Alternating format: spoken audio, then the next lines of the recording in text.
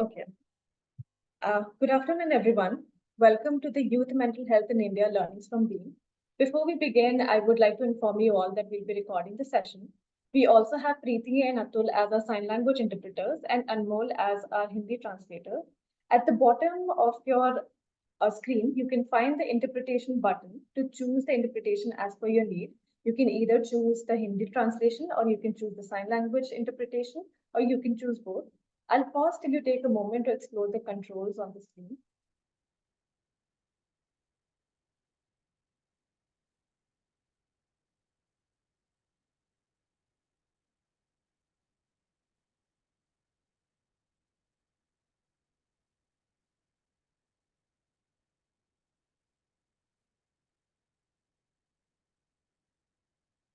Okay, now to formally begin the session, on behalf of the Center for Mental Health Law and Policy at the Indian Law Society Pune and Sangath ARG, I would like to extend our gratitude to each one of you for joining us today.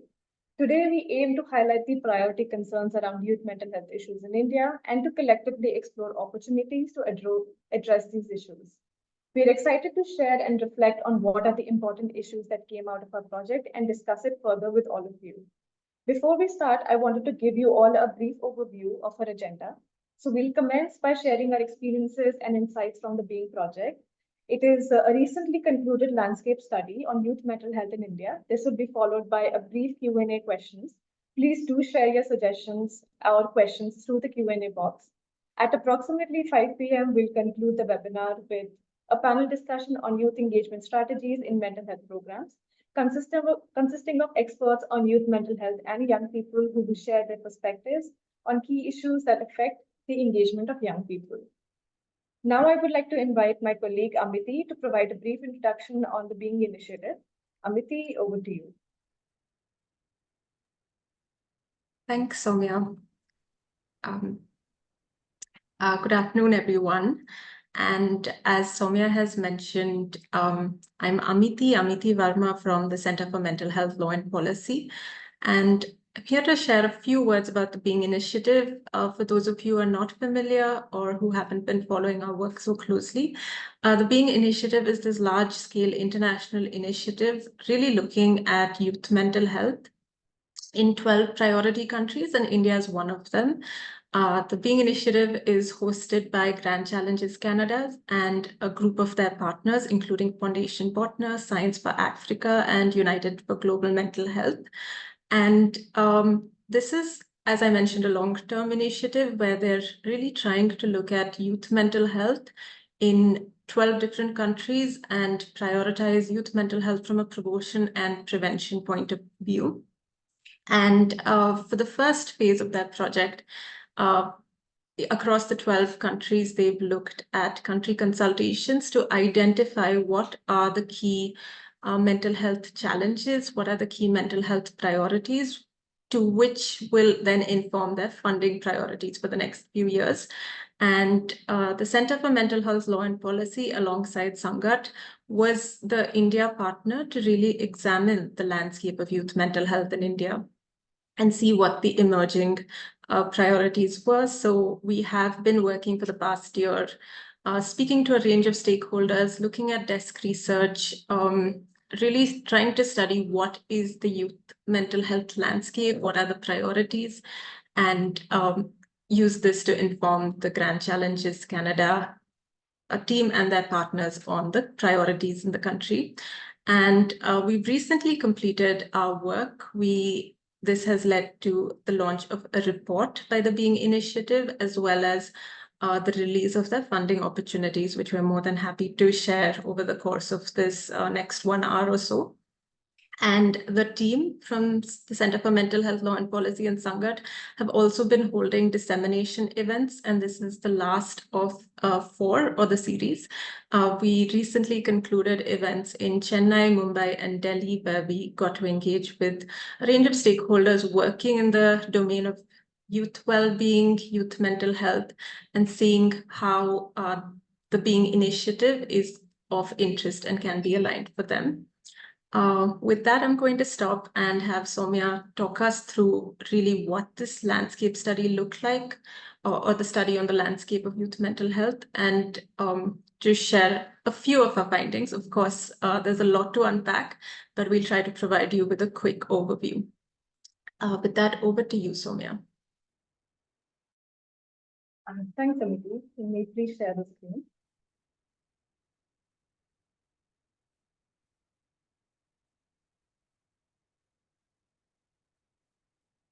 Thanks, Amity. So just as Amity mentioned, Being Initiative is a large project which is working in 13 priority countries.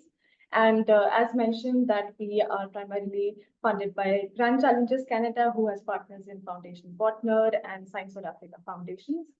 Next, moving on, as mentioned, India is one of the priority countries amongst the 13 areas of the priority focus. Moving on, so this is co-jointly led by Center for Mental Health Law and Policy and Sangath ARG. So Center for Mental Health Law and Policy is established in 2007, and it is working in 7 strategic themes, one of them being youth mental health. So it works in the areas of policy reform, implementation research, and capacity building. So we work with the stakeholders and just try to gain as much collaboration as possible. This is primarily done to make the communities more holistic and basically build them to address the mental health conditions to be more collective and individual in the viewpoint. Moving on to Sangath. So Sangath is headquartered in Goa and it is founded in 1996. So Sangath aims to address the demand and supply barriers for mental health care. So it tries to design, evaluate, and scale innovative solution when it comes to mental health care. So they try to make those interventions more cost effective, community focused, and evidence based. So Sangath has a lot of international and national stakeholders within various states like Bhopal, Delhi, and Goa, and they also have hubs based in those particular mentioned cities. Moving on to the objectives of what Being India is. So we try to examine the youth mental health landscape in India. And this was done, so we just try to identify a lot of inherent gaps that exist within the youth mental health ecosystem. So this was done through predominant mental health concerns, which was faced by young people, or we just interacted with a lot of key stakeholders involved within this ecosystem and just try to identify a lot of existing systems. So through identification of these gaps, we wanted to also identify the opportunities that exist to improve the well-being among young people. Moving on to the guiding approaches. So basically our approach was as is the objective and as is the value of CMHLP and Sangath, we try to take primarily a inter-stakeholder approach, which is where we try to engage with various diverse levels of stakeholders, and considering how the youth mental health landscape is so multifaceted and it is influenced by a lot of socio-economic and cultural factors. So we thought it was really important to engage with a diverse level of stakeholders. So hence came the guiding approaches for the intersectoral approach and the stakeholder engagement. And one of them being is, since this is a youth mental health landscape study, it would be futile if we don't really add young people as part of our research process. So throughout our research period, throughout our research project, we established a youth advisory board, which consists of 9 young members from across the country.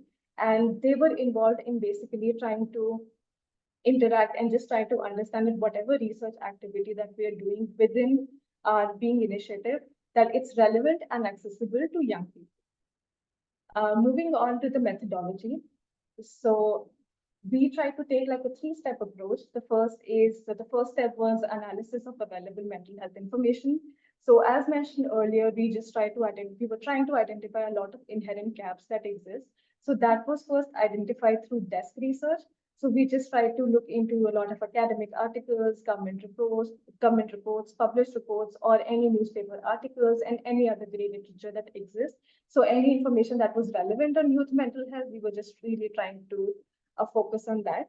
And to build upon that, we came to our second step, which is the stakeholder engagement and consultations. So that was done through youth survey, photo voice workshops, and expert consultations interviews.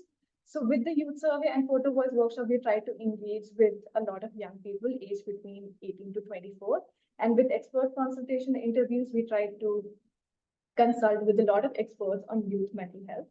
And the third step is the network strengthening, where where after we identified a lot of issues and factors that affects the youth mental health, we try to engage with in a consensus building workshop with the experts on youth mental health based in Odisha and Rajasthan. So the next few slides is focusing on just to give you a picture of how basically the research activities were presented. So this is the survey, which was an online survey that was done between in the month of October, and that was targeted for young people between the age of 18 to 24 to just more understand on young people's mental health and well-being. Next is the photo voice activity that was done. So this was a week-long activity where we were trying to make them understand what photo voice is and basically how they can capture their understanding of mental health through photographs.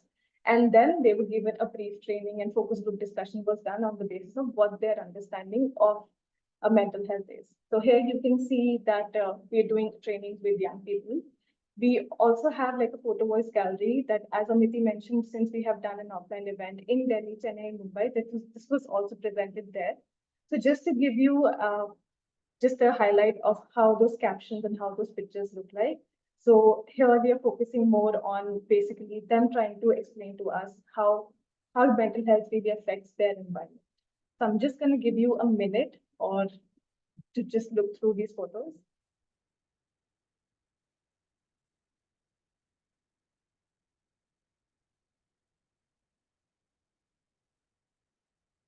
We can go to the next slide.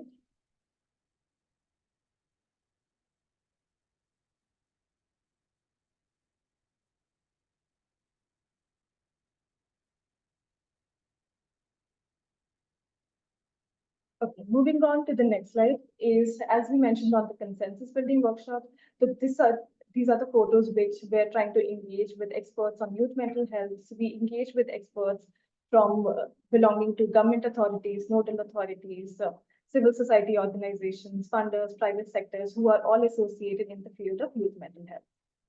Next is we'll be talking about project findings. So over to you, Amity, on that. Thanks so much, Soumya. I believe I can also, before I begin on the project findings, I see somebody has raised their hand. We would like this to be as interactive as possible, so we welcome questions and also audience engagement, but we can keep the questions for the end. There is a chat box, and I think Soumya can also direct you there, but feel free to use the question and answer box, and we'll take questions right after.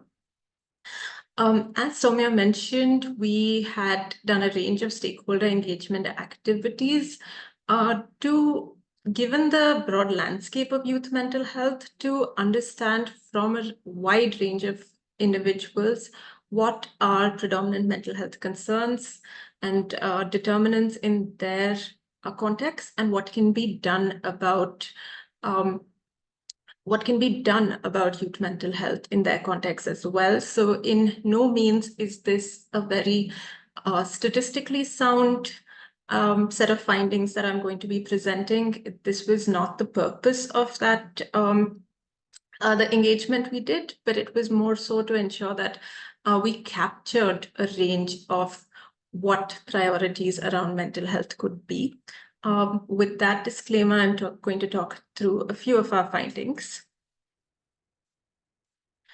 So some of the predominant mental health concerns that we found were stress and anxiety, low self-esteem, digital addiction, depression, suicide, and self-harm. These were priority concerns that were raised by stakeholders alike, as well as young people. And a lot of the data, existing literature, supports these as the predominant mental health concerns among young people in India, where the suicide data collected by the National Crime Records Bureau also finds that suicides and self-harm is high in this age group. We also, through our survey, we found that low self-esteem and digital addiction were self-reported by young people as some of their top 3 factors that affect their mental health and well-being. We also looked at determinants of mental health and well-being because, as highlighted at the start of the presentation, we are trying to take it through all of our work a social determinants approach to understanding mental health and well-being. The Being Initiative also emphasizes the relational well-being approach to understand youth mental health and well-being. So looking at a range of personal, social, and environmental factors that impact mental health and well-being. And through our work, we found that some of the determinants are highlighted here, where a range of factors were influencing well-being across different contexts. And through our stakeholder engagements, we presented some of these, and we went into depth about these social determinants, and had, especially during our consensus building workshops, worked with our stakeholders to try to understand what are the priority determinants of mental health and well-being in their context. And through a multi-step approach, we found that perceptions of mental health, family system and pressure, and education systems were the top 3 determinants. And we can talk about this later, but of course, it's really hard to narrow down top 3 or rank them as such. But for the nature of this work, that was something that we were trying to do. And when we say perceptions of mental health, this includes misinformation around mental health and well-being, stigma that often, and it transpires in certain ways where that affects help-seeking behavior, openness to be talking about mental health concerns as well. Family system and pressure was also this umbrella term where we're looking at communication within families, communications between young people and their parents, extended family, parental neglect, unstable homes and unstable families, and how that affects and is internalized by young people and affects their well-being. And education system, finally, is also an umbrella term, looking at academic stress and pressure, looking at how the system itself is geared to be creating that level of stress and pressure for young people, and then how that's also tied closely to career opportunities and employment. To give, that was a broad overview, but while these 3 terms do encompass a lot around mental health. So those were some of the, while I spoke about the mental health concerns and determinants, we also, as part of the landscape analysis, looked at what are the relevant policies and programs that are impacting youth mental health and well-being. And some of the most relevant ones, and a lot of you would be familiar with them if you work in this space, are of course the Mental Health Care Act 2017, the National Suicide Prevention Strategy, the Draft National Youth Policy, the National Education Policy, the National Mental Health Policy, Adolescent Health Strategy, Protection of Children Against Sexual Offences Act, and the Prohibition of the Child Marriage Amendment Bill. And of course, there are a lot more policies that are impacting or relevant for youth mental health, but these were identified as some of the predominant ones. We also looked at programs in addition to the policies, and some of the most operational or prominent programs for youth mental health and well-being were, of course, the RKSK, the Rashtriya Kishor Swasthya Karyakram, the RYSK, the Ayushman Bharat School Health and Wellness Program, the District Mental Health Program, and Telemanas.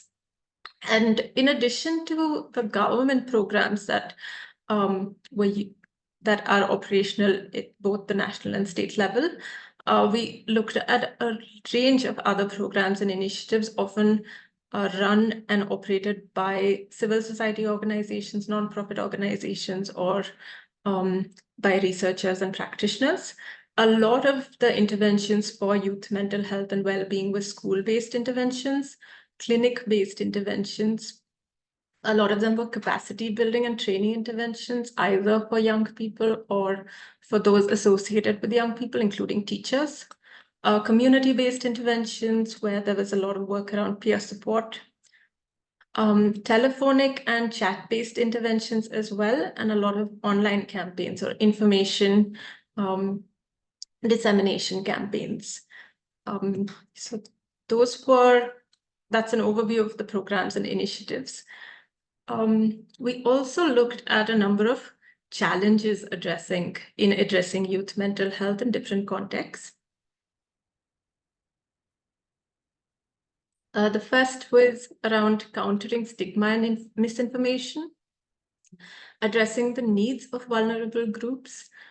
We found that vulnerability took different shape and forms. So addressing the needs of diverse vulnerable groups is definitely a challenge that emerged. Another big one is collaboration and coordination among stakeholders, where we find that there are a lot of actors in the space to work on mental health and well-being initiatives, but we're really lacking in collaboration and coordination. Youth involvement in program design and implementation. We're also going to be talking about this in the second half of this afternoon, where we are looking to have much more youth involvement in program design and implementation, and how best we can collectively look into strategies around that. Then a challenge found was access to support services, that is mental health support, peer support, etc. And then lastly, the implementation of existing programs, including fund utilization and allocation.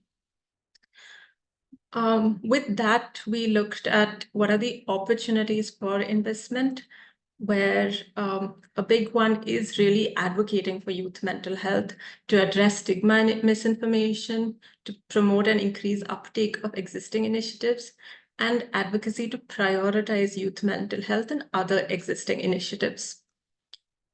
A stepped care approach for educational institutes and family systems.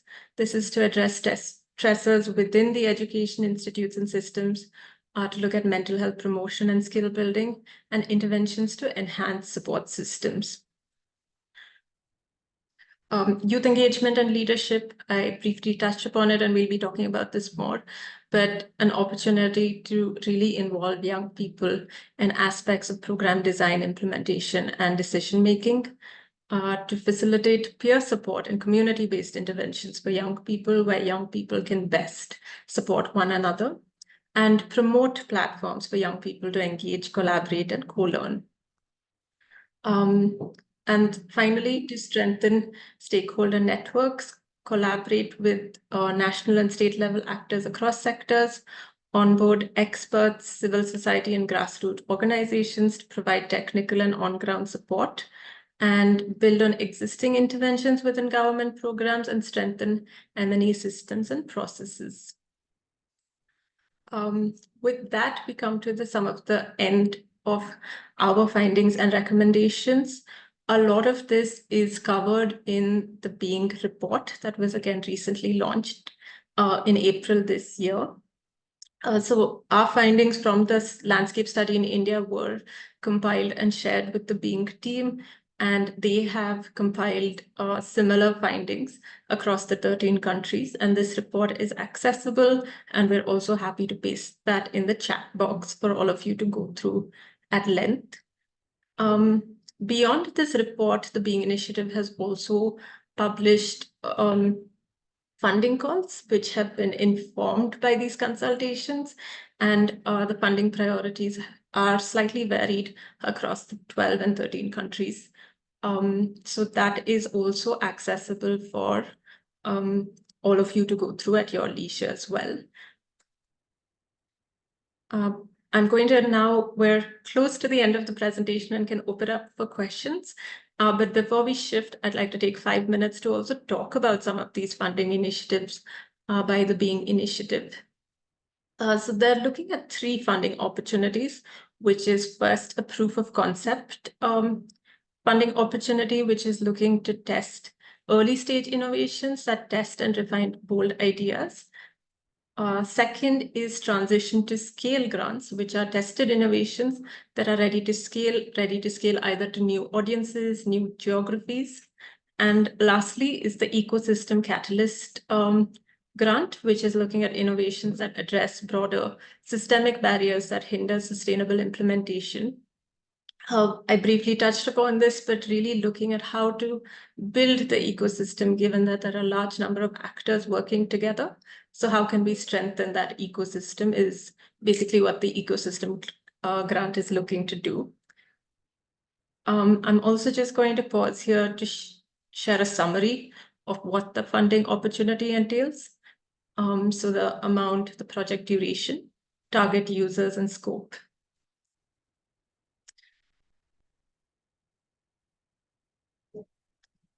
And while you're looking at this information, I'd like to just highlight that given that India is one of the 12 priority countries, it would be an exciting opportunity to really look into what and where some of the other projects can fit in across the country. With that, I'm also sharing an overview of what are the other 12 priority countries that the Being Initiative is looking at. And the Being team and the Being Initiative is very committed to youth mental health and really open to see what opportunities they can fund. Dropping some contact details, the website, as well as their email at the bottom of the chat of the screen. And with that, I'd also then, coming back to our India section of the project, we were very grateful to a lot of stakeholders who gave us their time and expertise and participated in our work. Some of these individuals are from government bodies, from civil society organizations, are young people themselves. So we're very grateful, and some of them are here today.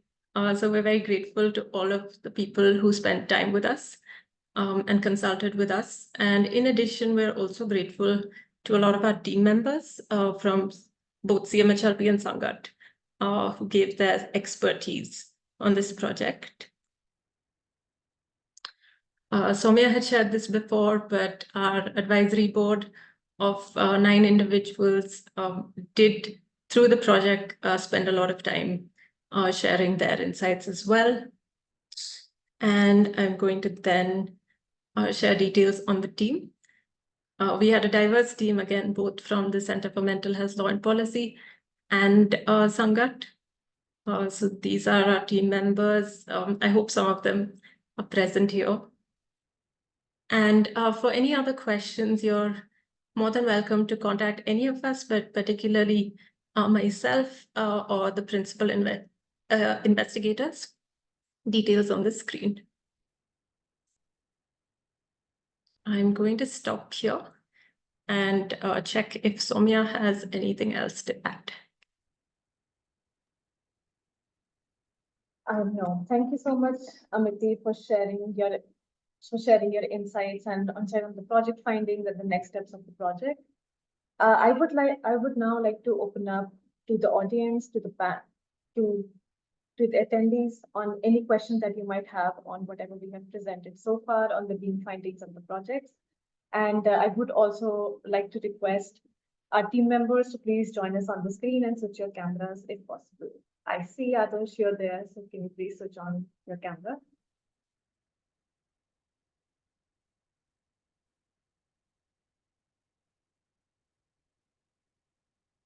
If you have any questions, please feel free to raise your hand or put it in the Q&A box.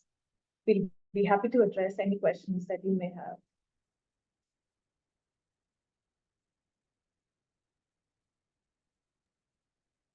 So Adarsh won't be able to join because he's in transit at the moment, but welcome to other questions either on the project or on the methods, as well as the Being Initiative. I see one question by Devanshi, which says, hi, where can I find the Being report findings? Amity, would you like to take that?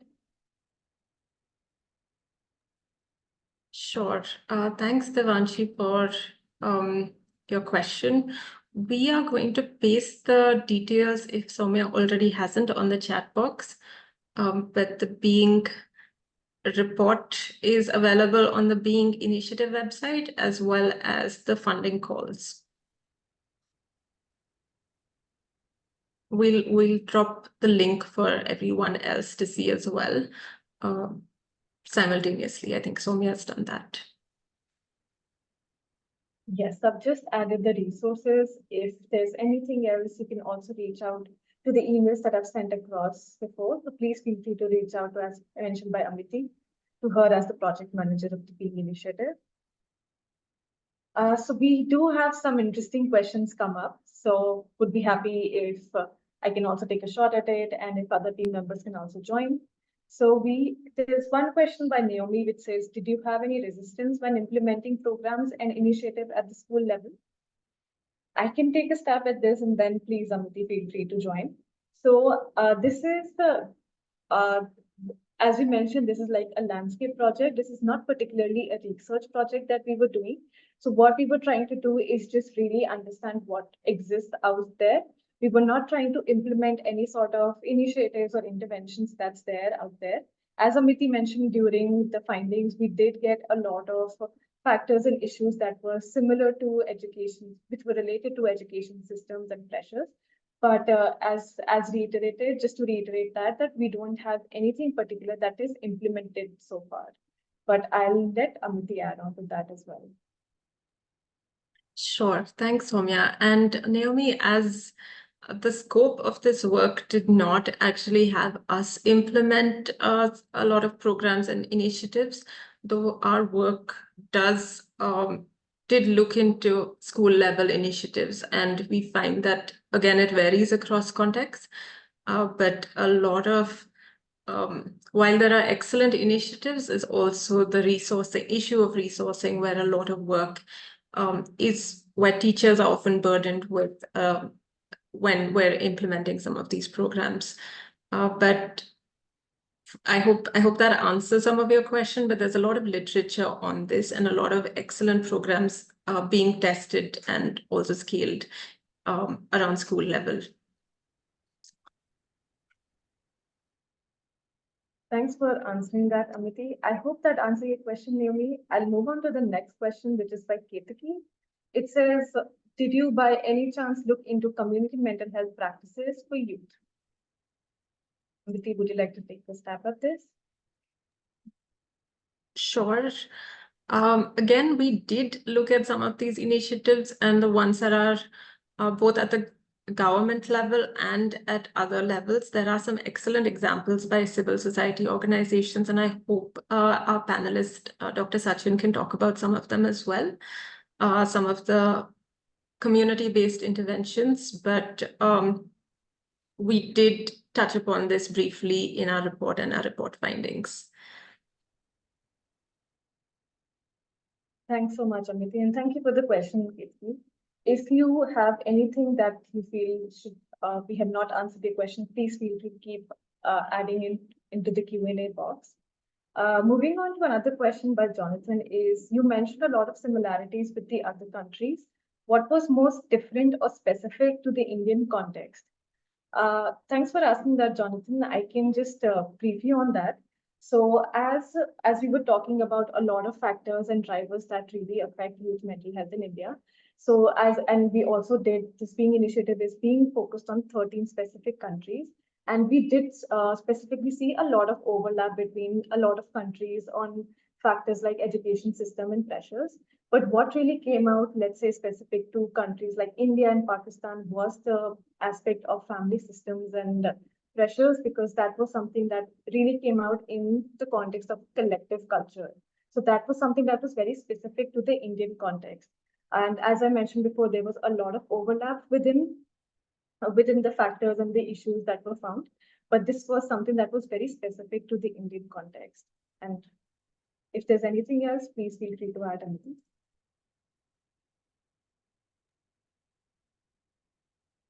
I think this, Soumya has covered a lot of this. And if you also look into the report, you will see that like how family systems was highlighted in the Indian context. This was also highlighted in the context of Pakistan, which is another one of the other 12 priority countries. And you'll see that a lot of the cultural factors are similar given the proximity, geographical and cultural proximity.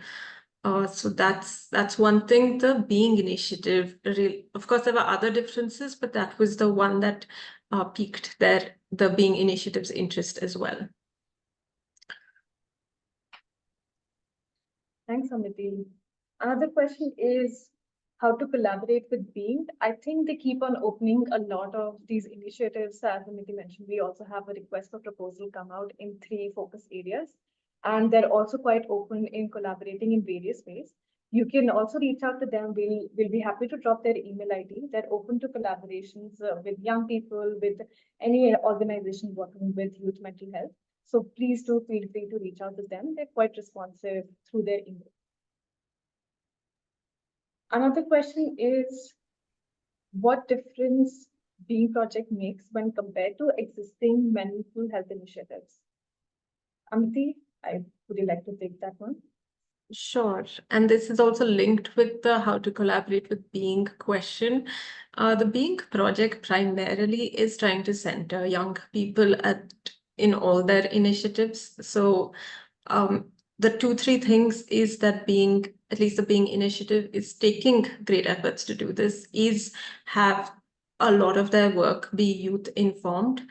So they're making sure that they have a youth advisory board in their projects and operations as well.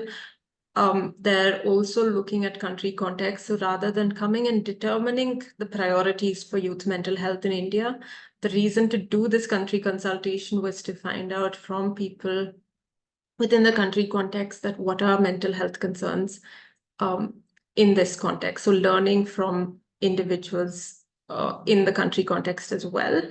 And lastly, the Being initiative is highly focused on prevention and promotion. So if you go through their funding opportunities, they're not looking to fund service-based initiatives, but much more on prevention and promotion. And that is, again, I think a little different in terms of where their priorities are. And again, taking a very social determinants or relational well-being approach to mental health. So really moving away from the clinical model or the illness model of mental health and looking at well-being. I hope that helps. Those are some of the key features. And again, this is something that they have been very upfront about from the start. Thanks, Amity. We have another question on which talks about what do you think the inclusion of young people uncovered that hasn't been as well understood or appreciated by previous research efforts? Yeah, I can take a stab on this. So this was when it comes to inclusion of young people. So this is what we try to even do it through our project, is just to really keep young people as co-researchers. And this is something that is not being done previously in a lot of research studies. So a lot of those initiatives to actually add young people really comes out to be tokenistic or just thrown around as a buzzword. We'll also talk about this in detail in the upcoming panel discussion. But here it was more definitely that what we learned is young people do have a lot to say. And it's definitely really important to add them in the leadership spaces so that they can also raise their voices. Because if you're really focusing on a project which focuses on young people, it's really important to add them as well. I can move on to another question. I really hope that answers your question. I think this question is really interesting, which focuses on what specific strategies are being implemented to counter stigma and misinformation. Did you compare the level of stigma between countries? I think, Amity, you're best suited for this.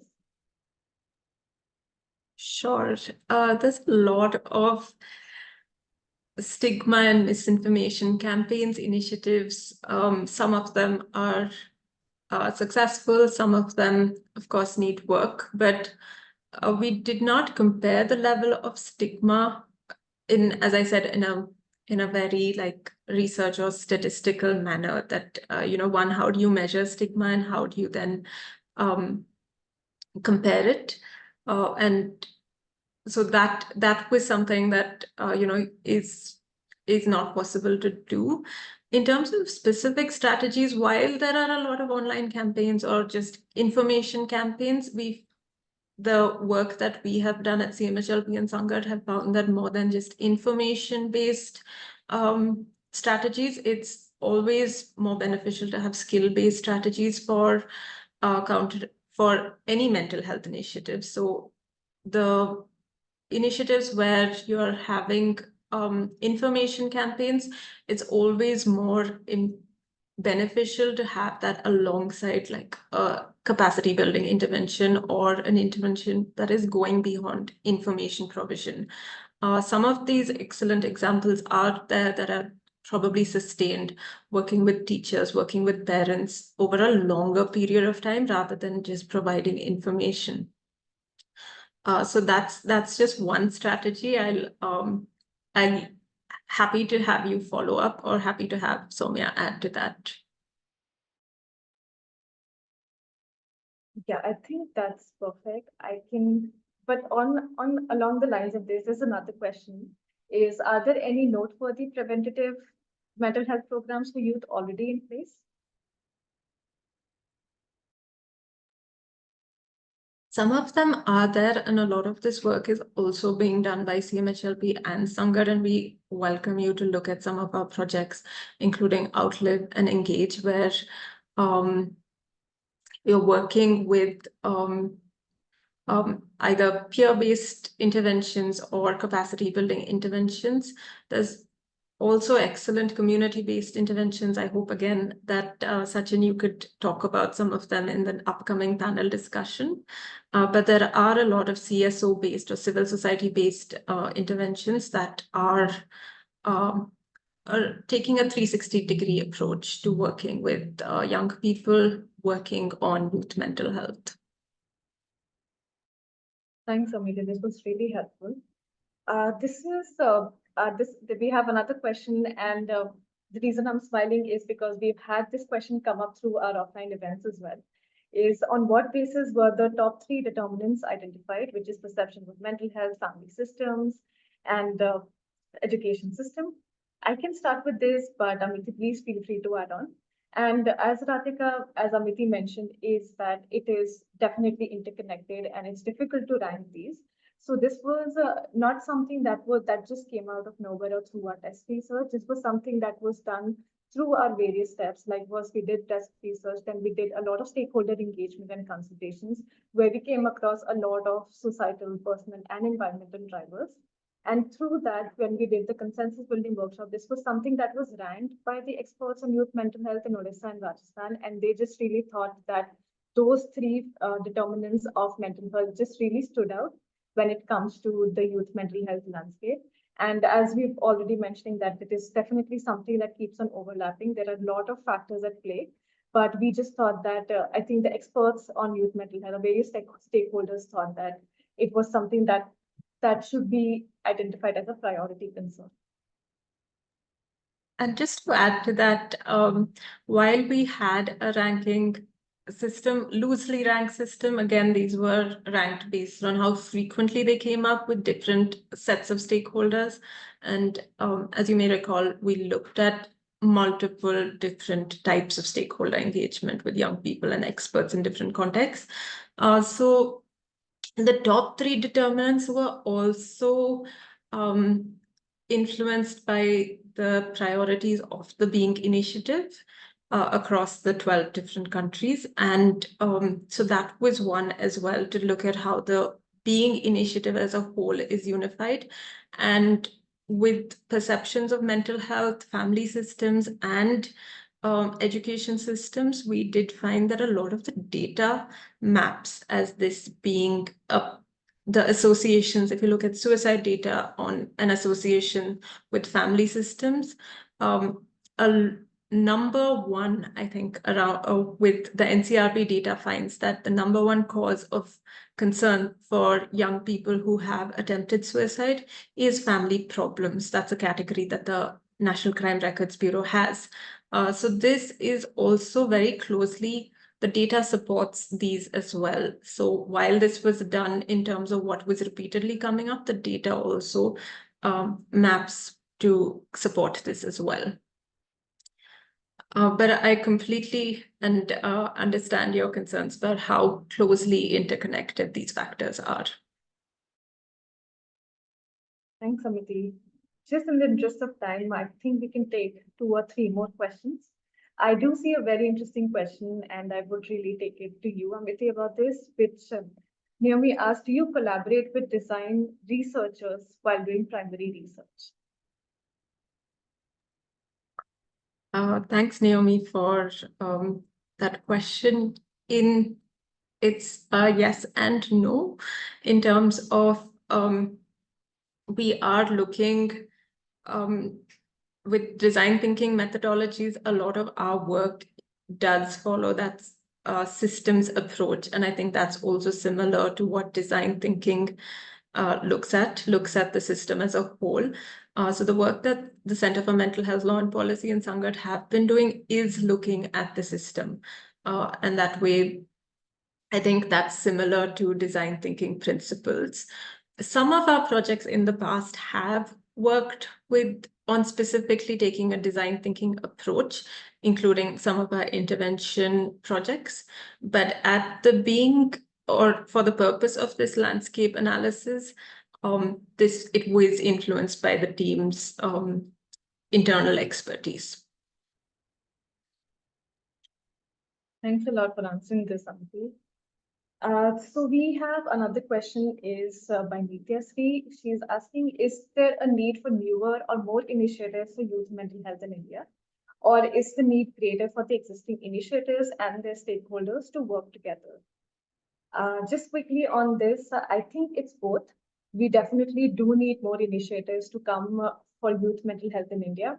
And what we have found is that while there needs to be more initiatives, what we need to do is actually use the existing initiatives and integrate youth mental health into that programs as well, and really put young people at the front of it so that there's more engagement coming out of it.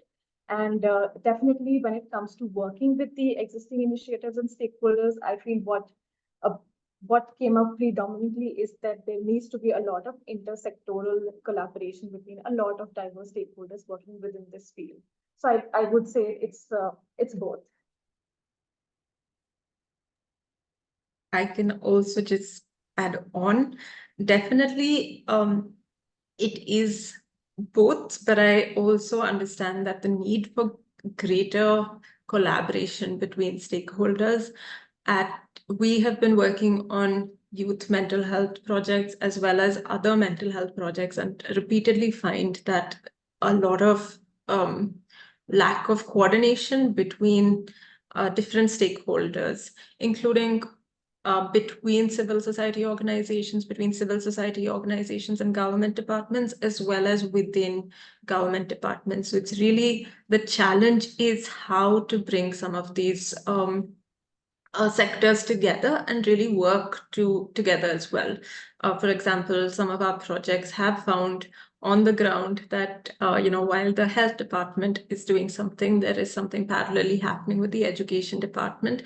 And given the mutual interest, it would be even so much it would be valuable to have, the sectors working together as a unified sector, but that isn't the reality at the moment. And which is also why the Being Initiative, having that specific dedication for an ecosystem grant, would be very beneficial. And I think that was also very exciting when we saw the first the proposal come out. That was something that piqued our interest as well, because that is something that is definitely required across all sectors, as well as in the sector of youth mental health. Thank you for adding to that, Amity. Just on the interest of time, I think we'll focus on just one last question. Is did this landscape focus on LGBTQ youth?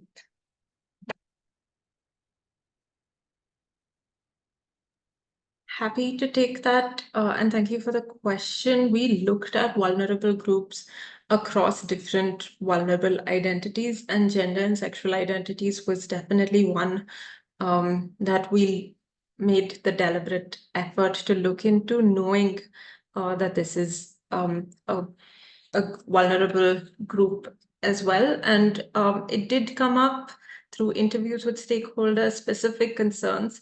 And in addition to gender and sexual identities, there were I would like to highlight around disability and differently abled or pre-existing health conditions, as well as social identities, including religion and caste, were also identified as vulnerable groups. And given the unique concerns that each of these groups faced, we haven't made separate recommendations because, again, that was beyond the scope of the work.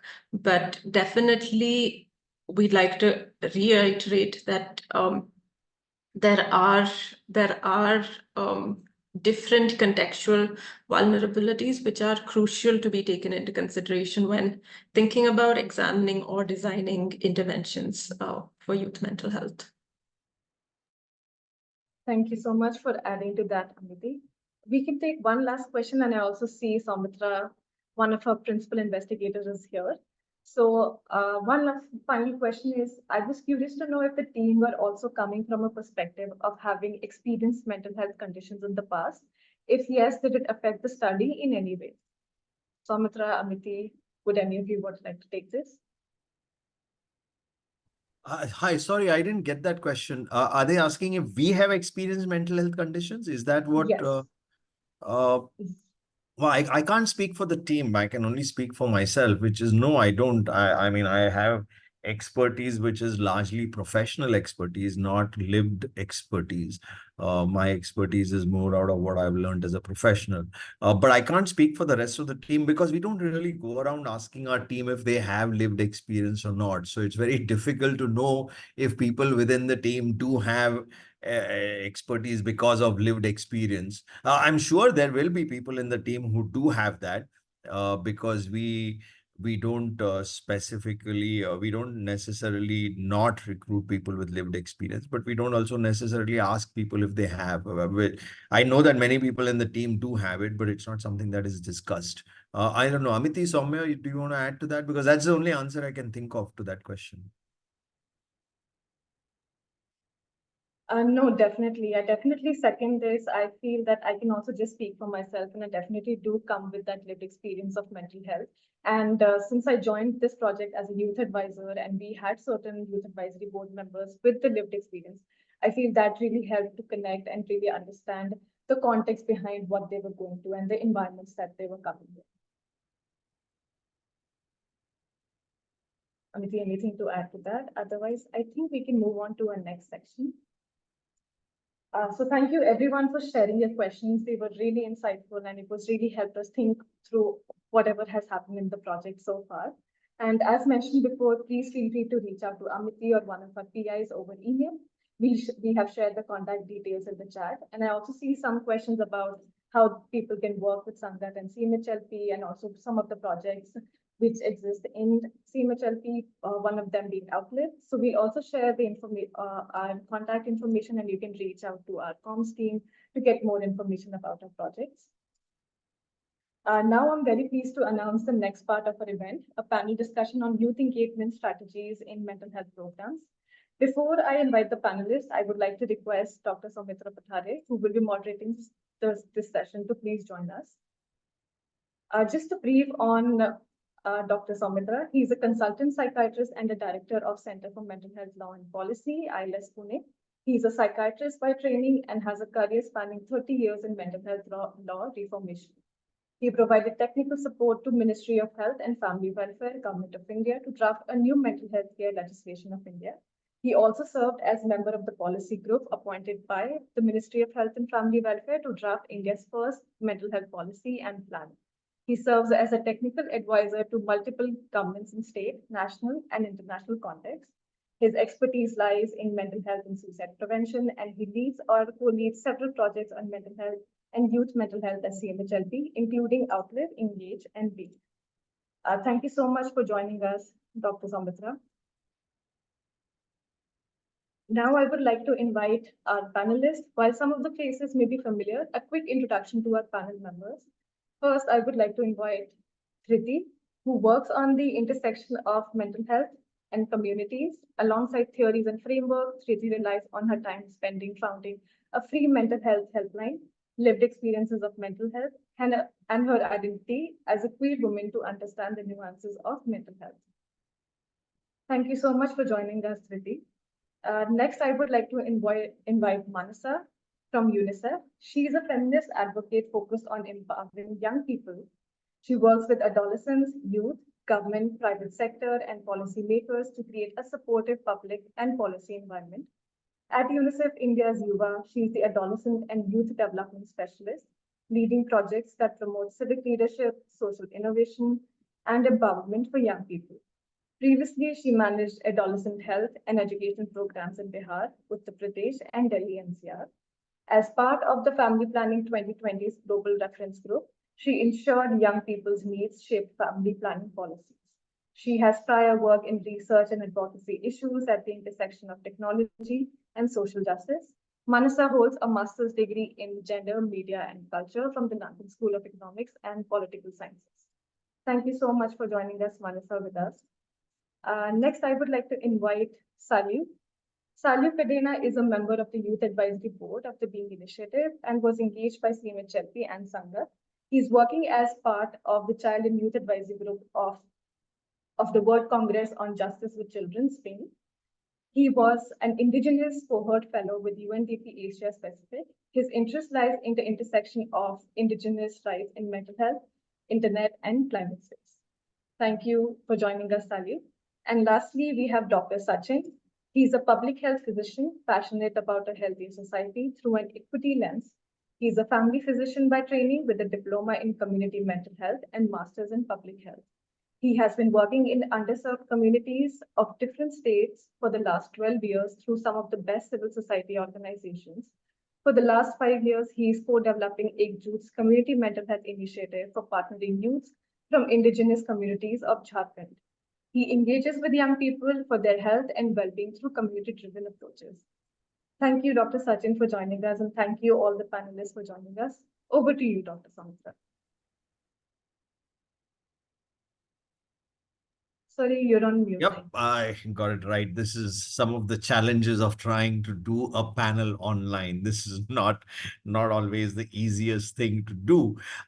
So what I'm going to do with all of you, and thank you all for making the time to be here. It's always a challenge trying to do a panel discussion through an online system. So what I'm going to do, just so that we get this right, is which I wouldn't do, let's say, if we were doing it really, is that I'm going to ask a question and then I'm going to call out each one of you one by one, and you answer. And then if there are some things we want to go back over again, we could actually do that question. And I have about 3 or 4 questions I wanted to throw to you to get your views on. So that's how we'll try to do it. Is that, I mean, is that fine with you, or would you prefer we do it some other way? I'm open to any other way of doing it too. This was just a suggestion. Okay, great. So all of you are okay with that. So one of the one of the questions that we faced, and when we were doing our project, even the Being project, which we faced, and we face it all the time, I'm sure you do too, is that there's a lot of interest in youth mental health. There's also a lot of interest in trying to get young people to be part of the conversation on youth mental health. So like, for example, you heard from Amity before that we had a youth advisory board, and we've got someone from our youth advisory board here.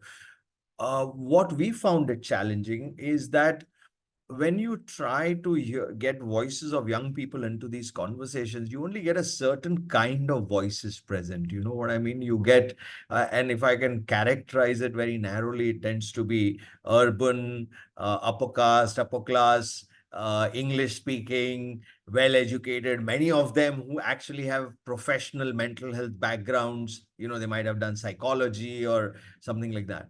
And we find that really challenging. How do we get the voices of the marginalized? How do we get voices of young people from rural areas? How do we get voices of young people with any kind of, say, different identities, gender identity, any kind of other identities? Because otherwise, what happens is that we will be designing solutions listening to only a limited set of voices, which then do not really reflect the needs of a large majority of the population. So I was just curious to hear from you what you feel might actually how do you deal with it, or how should we as organizations deal with it? I would love to hear your suggestions on that. So maybe if I can start with Dhriti to begin with, and then I'll tell you the order: Dhriti, Saleh, Manasa, and then Sachin. Okay. So once Dhriti you finish, you pass it over to Manasa.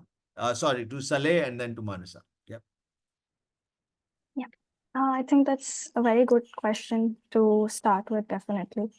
And while I agree that there are limitations in terms of funding or the resources you have available to work with diverse populations, I think even just playing with, for instance, if we're looking at digital interventions, so what does digital interventions mean? And it doesn't necessarily have to be limited to Zoom, because while internet penetration is not so high in India, mobile penetration is. So can we leverage resources like phone calls or text messages to include more people? And another point that I think I would like to highlight is definitely the language component that you did mention. And it's not just in terms of the multilingualism aspect, but also how we talk about the project, about the research.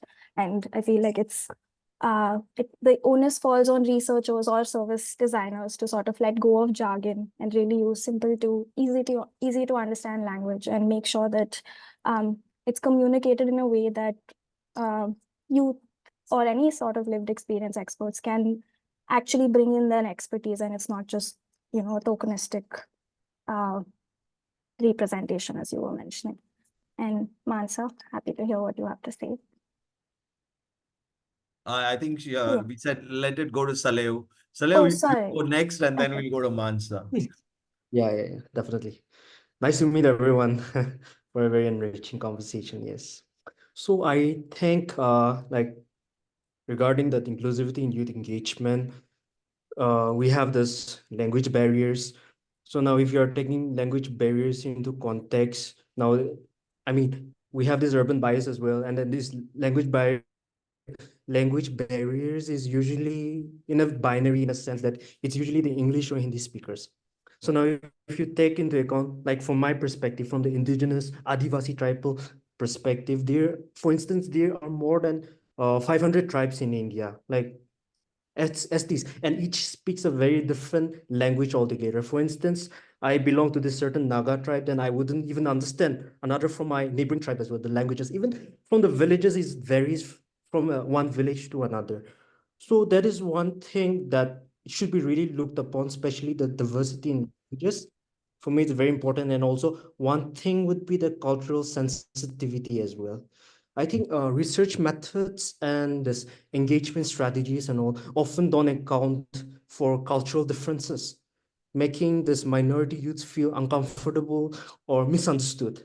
So I think that is also one thing. And then, yes, so adding to that, adopting very culturally appropriate methods that respects local cultures as well. And then I think another thing would be, engaging with marginalized communities consistently, not just for one-off projects, but being very consistent about that. Yes, I think we can move on to the next one. Yes. Thank you. Manasa, you're next. Yeah, thank you. I think it's serendipitous that this question should come to me. I'm actually tasked with this responsibility at UNICEF, right? We do a lot of, it has become a trend and a good one at that. I think when I started out practicing, it was a good to have. Now, more and more big organizations do want to get this right, including youth voices right from the beginning across different stages of programming and research. So I think that's an important question. And it's a tricky one because when you're trying to ultimately you are doing a process of shortlisting or identification of your most eligible candidate when you're trying to recruit a youth advisory board or you're trying to recruit a cohort, a representative cohort. And a lot of the time in this kind तो of यहाँ पे आप देख सकते हो कि ये हम जो अलग अलग एक्सरसाइज करें उसमें हम आगे कैसे बढ़ पाए यहाँ पे vulnerable population, but is also able to, travel at the drop of a hat to be able to attend a conference that is tomorrow, and inevitably happening either in Bombay or Delhi. is got foreign attendees, so the person has to be able to speak in English, is someone who also then brings a lived experience, but is also somebody who is outgoing and able to speak, do public speaking without any inhibition. So I think I think the problem is that we're looking for this sort of a unicorn, which is It's almost a mythical character, isn't it? That's what I and was going to say. and it's not going to mean you are not going to get representation if you have all these other conditionalities as well. So I think in the process of identification itself, we need to go against the grain, and that's something that we are constantly telling each other now at UNICEF when we're saying, okay, we don't need that young person whose CV needs to look like they are trying to get into. I mean, they're not applying for universities here, and they're not trying. They ought not to be trying desperately to impress or be exceptional. You need a young person, like Dhriti, you pointed out, somebody that has the expertise of lived experience. But that young person, if they do come with that kind of lived experience and are continuously on a day-to-day or quotidian basis fighting different kinds of structural inequalities, etc., then they are not perhaps going to be able to travel at the drop of a hat. They are not perhaps going to be able to speak articulately and fearlessly about many of the challenges that they face, simply because of the structural inequalities that the system poses to them, the threats and risks, that's very real risks that the system poses to them. So then we need to go against the grain. We need to do away with a lot of the parameters that are typically considered when identifying such young people. We need to really look at flipping the narrative here and looking for a very different sort of a criteria which prioritizes and disproportionately weighs or outweighs experience, identity, socioeconomic background, and representation above everything else. It doesn't matter that they then are not going to be able, because if you want them to inform your research, inform your programming, and honestly and not tokenistically be able to add value and not speak the language that you and I speak, then you need to essentially do away with a lot of those indicators. So that's something that we have been working on, our selection criteria looking very, very, I mean, having a deliberate bias. It needs to have that in order for you to bring the right kind of voices to the table. A lot of the time, they are not going to come to the table. You need to go out there. That is also, so then you fund very differently. You do not budget for travel for that young person to be able to come all the way to Delhi multiple times a year and give that kind of duration. You fund for you to be able to go out there or do the conversations around them, so that they are really able to meaningfully inform the program oblique research at the right sort of stages of your design. So that's, I mean, I just wanted to kind of really mention that. I think the important part is in outreach and mobilization, because where do you find these kind of young people? Because typically where you post about these opportunities, they are not there, obviously. I mean, if they are there, then they are not the right young people, inevitably. So then you really need to identify those outreach and mobilization channels that are hatke, that are not your usual ones, right? You need to be looking at very purposefully looking at a Ministry of Panchayati Raj, a Ministry of, I mean, in UNICEF's context, you would be looking at line ministries that you do not, you will not look at Ministry of Education. You will look at an Ekalavya model residential school over a KJBV or any other kind of school.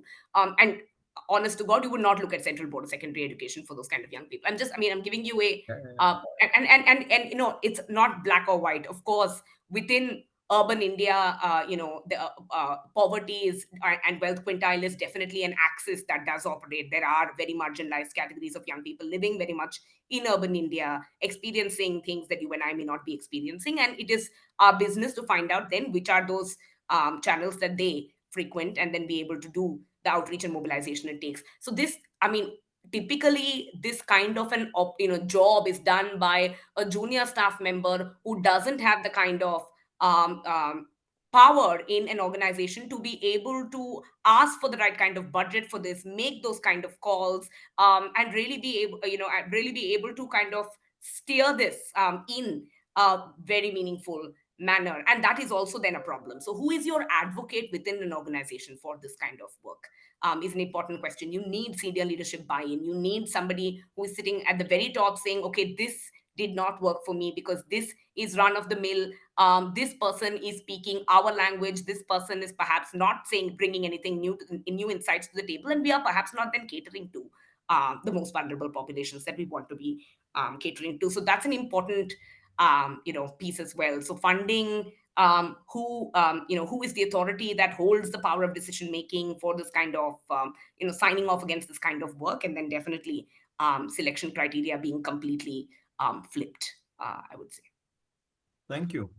Thank you. There's a lot in there to process. And while I was listening to you, I was just wondering that maybe organizations, organizations probably are well-meaning and they don't actually know how to go about doing this. And maybe there is also a role for us in terms of the ecosystem thing to actually train organizations how to go about it. What you just said in a 5-minute capsule is actually lots of stuff in there which needs to be unpacked and could become a nice 2-day program because people don't know about how to go about it. But yeah, that's a thought for the future. As you were speaking, I was just thinking we probably need to build the ecosystem because people, I'm assuming that many organizations are well-meaning and get it wrong, not because they don't want to make the effort, but just because they don't know how to go about it.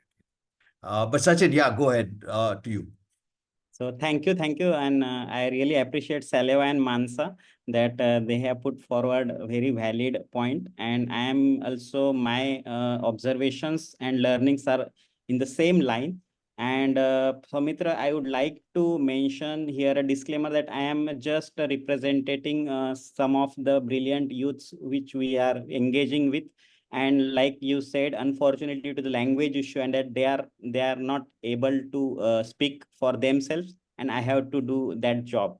But like Ajay, Bir Singh, Nitima, they are doing this excellent type of work. And regarding the youth engagement, so I really appreciate about these advisory boards. Various advisory boards in different organizations are coming out and people are advocating it. But I also have some uncertainty about it because during our work, when I see that during our work, when we engage with them, that we just are like technical persons who are capturing the experiences and learning from them, and we are trying to make sure it in like a package or something like that.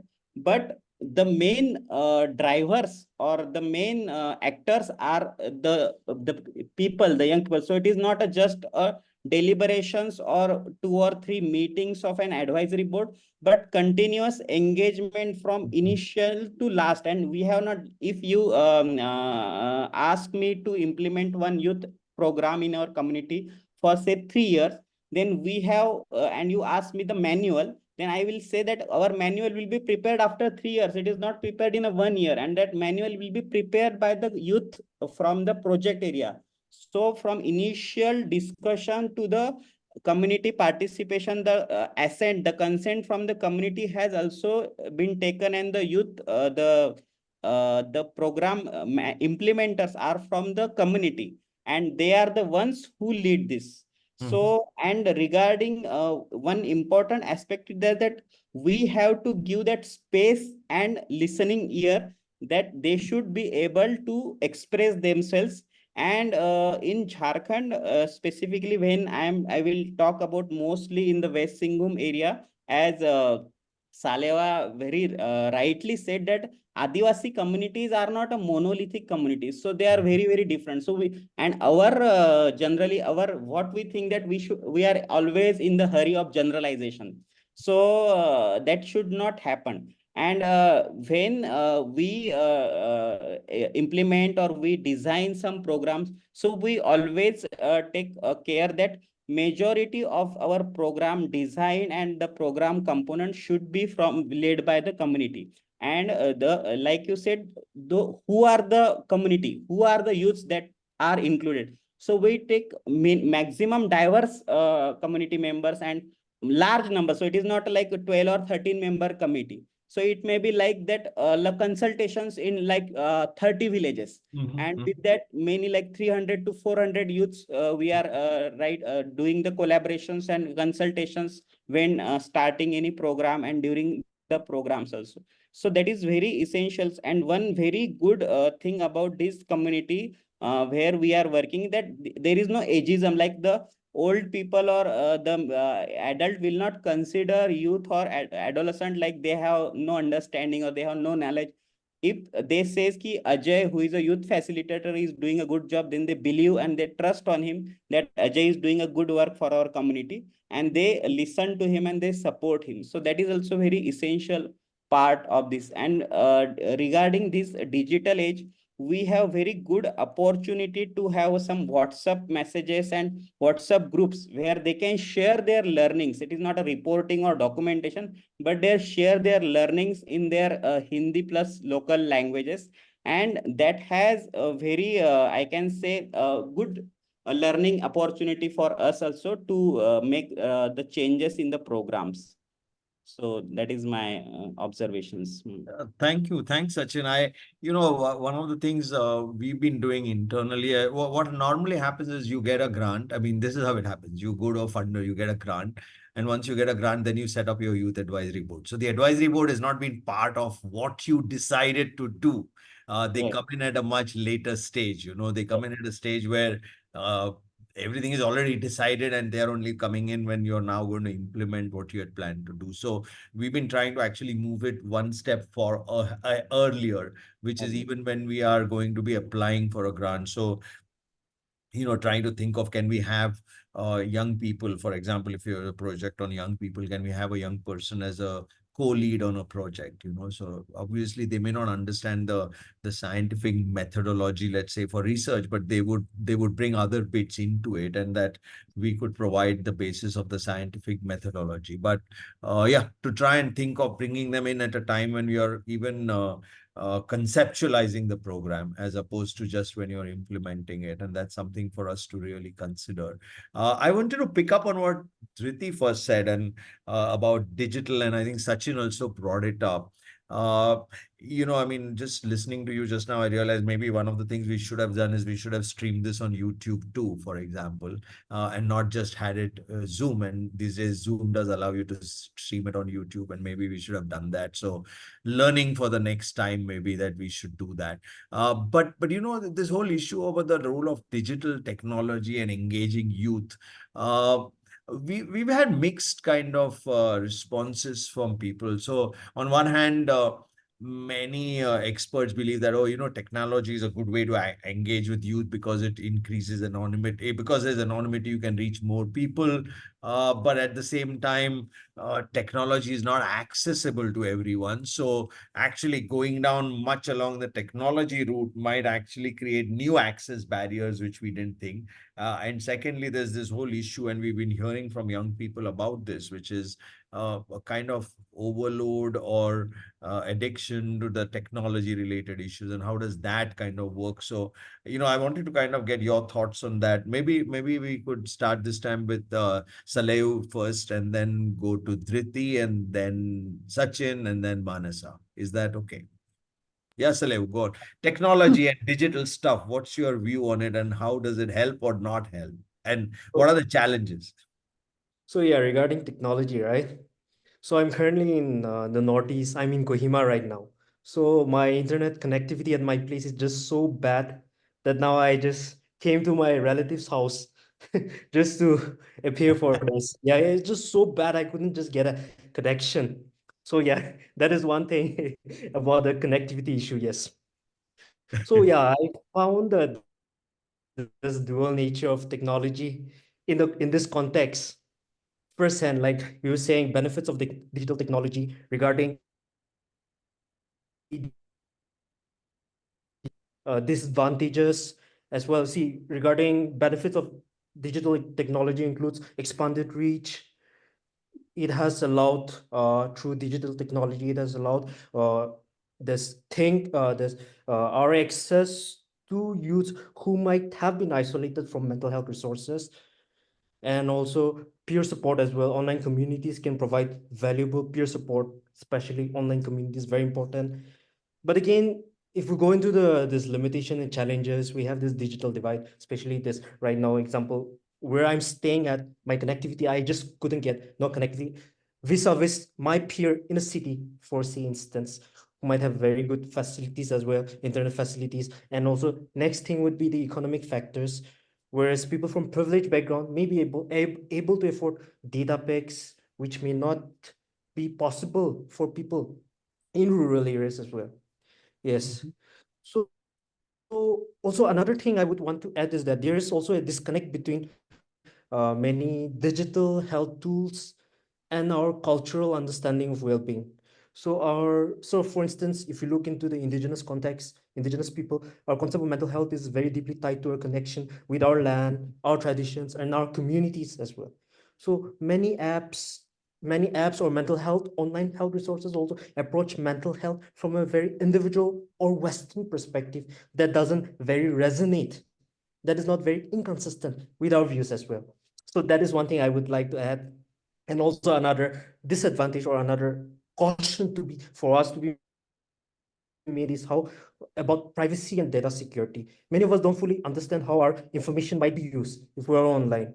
So there's a fear that sharing mental health concern could somehow digitally could somehow be used against us, against our communities. So for me, yeah, so that's why in my perspective, the reality lies somewhere in between these two viewpoints. While digital technology has very immense potential, the benefits are not equally distributed in many indigenous and rural communities. Traditional face-to-face interventions can also be very more effective and accessible as well. Yes. Thank you. Thank you for that. Dhriti, go on. Yeah, definitely agree with what Sally was sharing in terms of both the advantages and disadvantages. Because even if I'm thinking of our own advisory board for the Being Initiative, we had people from all across the country, and I think that was only possible because of the internet and because we were able to do this online. And it does open up a lot of doors that you couldn't necessarily think of before. But definitely, I think along with the concerns that Sally raised, there's also concerns about just technical literacy, especially when we're talking about our country. Not necessarily that everyone is able to use these different applications. And do you have access to, let's say, a laptop? Do you have access to an internet connection to be able to, engage with these conversations meaningfully? Or even when we're looking at digital tools, whether it's chat-based applications or digital apps, that impersonal sort of issue that comes up where you don't know who you're talking to. Are you talking to someone, or is it just an AI model that's giving you very general inputs? And with digital applications, of course, the whole issue around that there are no regulations whatsoever. So you have no idea the sort of support that's being provided.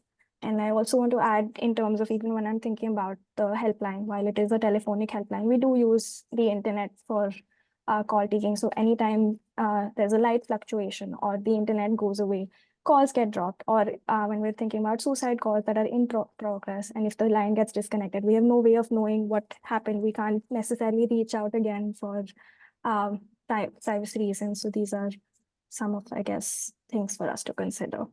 Right. Well, I think you and Salew are both saying pretty much raising some of very important concerns, I think, and I've heard young people raise those concerns, especially around the privacy issue and the data privacy issue, and not just for the individual, but as Salew said, तो यहाँ पे अलग-अलग चीजें हैं जिसके ऊपर ध्यान देनी चाहिए.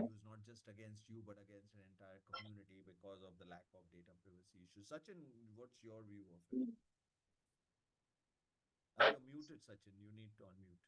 सचिन जी, मैं आपसे पूछना So चाहूंगा. we came across this digitization during the COVID. As due to the COVID, majority of the schools have shut down and education has been digitized.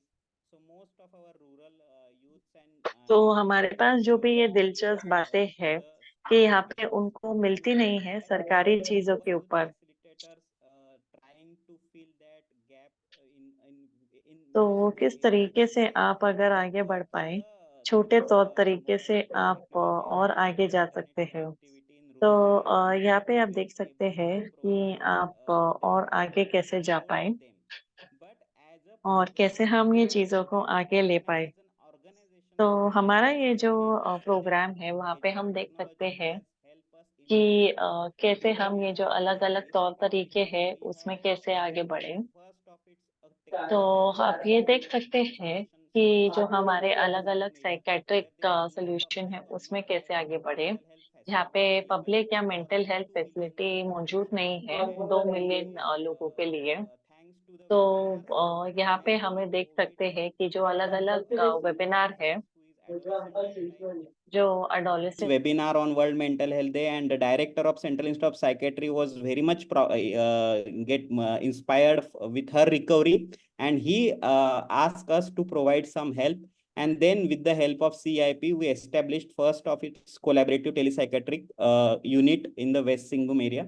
And second important aspects of technology is that due to this, as I earlier mentioned, our Sukuduku Sathi, our youth coordinators and youth facilitators are doing the WhatsApp messaging, and they are writing stories, they are creating contents, and through that we as an implementer can get a real view of the community and what is happening in the communities, not in the form of data like 4 meeting happened, 20 persons present, but how such meetings are happening, what type of discussions are going, the support group meeting, very enriching discussions ये in the लोग support शामिल group. थे And they have कि very जैसे हम practical आगे बढ़ पाए। skills तो that are very उनके जो लिखने के भी तौर तरीके हैं बहुत अच्छे हैं। तो यहाँ पे मैं देख सकती हूँ कि यहाँ पे कैसे हम ध्यान दे पाएँ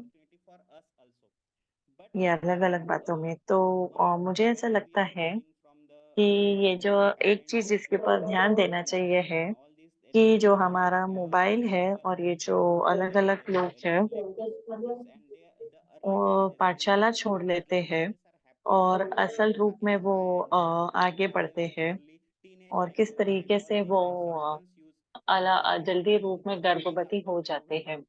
तो ये सब चीज़ें कोविड के बाद बढ़ गई है, तो ये सब चीज़ें इनके मोबाइल का इस्तेमाल से हुआ है। तो सबसे पहले चीज़ें जो हम अगर छोटे एरिया में बोले कि किस तरीके से मोबाइल वो लोग खरीद रहे हैं, 15-16 उम्र में वो चेन्नई, कोयंबटूर जाते हैं 2-3 महीने के लिए और सबसे पहले वो मोबाइल खरीदते हैं। तो सबसे पहले ये हो रहा है। तो मुझे ऐसा लगता है कि जब मैं प्रोफेशनल लोगों से बात करूँ, सचिन या दूसरे बातों से, वो लोग बोलते हैं कि जो अलग-अलग पॉलिसी बनाते हैं, वो लोग अलग-अलग चीज़ों के ऊपर सोचते हैं कि जो तकनीकी चीज़ें हैं, उसमें बहुत ध्यान मिल सकता है।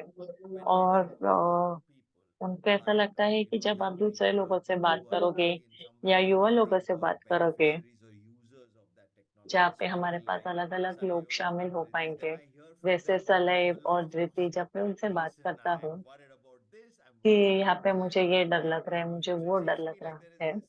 तो वहाँ पे जो अलग-अलग बातें हम कर रहे हैं कि जहाँ पे में हम प्रोफेशनल लोगों की बात करें, तो यहाँ पे हम किस तरीके से जो तकनीकी चीज़ें हैं, जो बहुत अच्छी है, उस पे ध्यान दें। तो मुझे ऐसा लगता है कि हम ये सब चीज़ों को आगे ला सकते हैं। मुझे ऐसा लगता है कि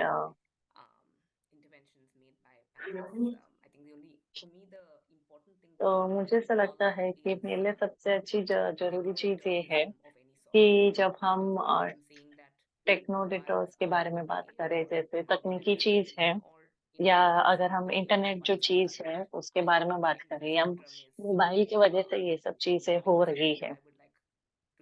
तो ये एक अलग-अलग चीज़ है जो जिसके ऊपर मैं सामना करना चाहूँगी क्योंकि अगर हम देखें कि जो कोडर्स और प्रोग्रामर्स हैं, वो ये सब चीज़ें बढ़ा रहे हैं। तो मुझे ऐसा लग रहा है कि यहाँ पे हमें बहुत ध्यान देना पड़ता है। तो हम देख सकते हैं कि कैसे हम ये सब चीज़ों में आगे बढ़ सकते हैं। तो यहाँ पे अलग-अलग चीज़ें हैं हमारी मानसिक स्थिति पे जिससे हमें ध्यान देना चाहिए।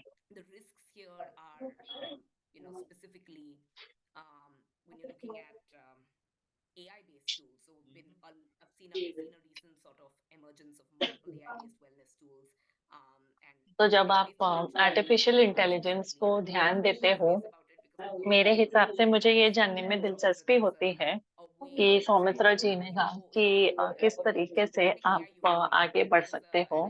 यहाँ पे बहुत अच्छी बातें हो रही है एआई के बारे में, बहुत अच्छी-अच्छी बातें हो रही है और बहुत बड़े वादे हैं कि हमें आर्टिफिशियल इंटेलिजेंस है जो आगे लेके जाएगा।